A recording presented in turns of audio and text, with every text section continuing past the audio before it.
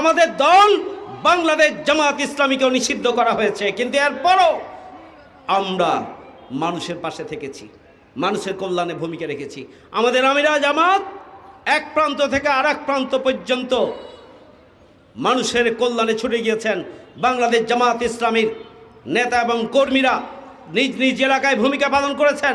সামর্থ্য অনুযায়ী দেশের বিভিন্ন প্রান্তেও তারা মানবতার পাশে দাঁড়ানোর জন্য ছুটে গিয়েছেন। আমরা রাজধানী ঢাকা মহানগরী দক্ষিণ থেকে আমরা সিলেটে গিয়েছি, আমরা জামালপুরে গিয়েছি, আমরা নীলফামারীতে গিয়েছি, আমরা আমাদের ফেনীতে গিয়েছি, লক্ষ্মীপুরে গিয়েছি, নোয়াখালীতে গিয়েছি। যেখানেই দুর্যোগ আমরা সেখানেই ছুটে গিয়েছি। আমিরে জামাত ছুটে গিয়েছেন, বাংলাদেশের সমস্ত নেতৃবৃন্দ তার নিজ নিজ এলাকায় ছুটে গিয়েছেন। আমরা রাজধানীর পাশাপাশি সারা দেশের বিভিন্ন জায়গায় আমরা ছুটে গিয়েছি। সম্মানিত উপস্থিতি, আমি শেষ কথা বলতে চাই। বাংলাদেশ জামাত ইসলামী মনে করে, আমাদের আমিরে জামাত পরিষ্কার করে বলেছেন, সংখ্যালঘু আর সংখ্যাগুরু এইটা আমরা গুরু, এইটা আমরা মানি না। আমরা মানি বাংলাদেশের নাগরিক হিসাবে আমরা সবাই সমান, আল্লাহর একজন বান্দা হিসাবে, আমরা মানুষ হিসাবে আমরা এই দুনিয়ায় এসেছি। বাংলাদেশের নাগরিক হিসাবে আমাদের যে সাংবিধানিক অধিকার, আমাদের যে নাগরিক অধিকার, সেই দিক থেকে আমরা সবাই সমান। এখানে আমাদেরকে ধর্মের ভিত্তিতে আমরা সংখ্যালঘু সংখ্যাগুরু আমরা এই ধরনের বক্তব্যে বিশ্বাসী নয়, এটা আমাদের আমিরে জামাত বলেছে।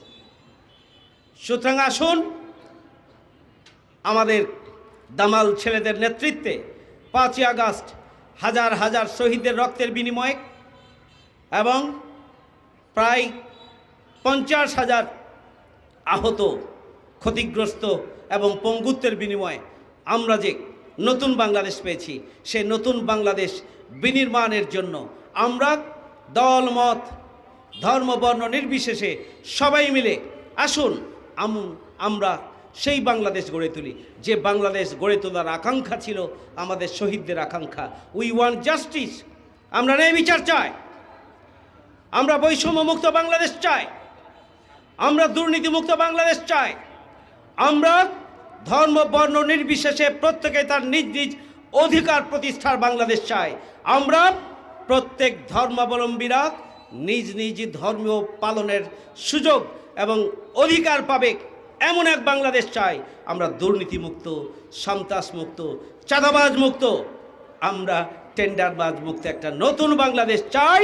সেই নতুন বাংলাদেশের জন্যই বাংলাদেশ জামাত ইসলামী তার নিরন্তর প্রচেষ্টা চালিয়ে যাচ্ছে। আসুন সবাই মিলে আমরা হাতে হাত রেখে কাঁধে কাঁধ মিলে আমাদের 18 কোটি মানুষের মুক্তির জন্য নতুন বাংলাদেশের যে ভিত্তি রচিত হয়েছে তাকে একটি শক্তিশালীভাবে আমরা একটি নতুন বাংলাদেশ প্রতিষ্ঠার জন্য সবাই মিলে ভূমিকা পালন করি।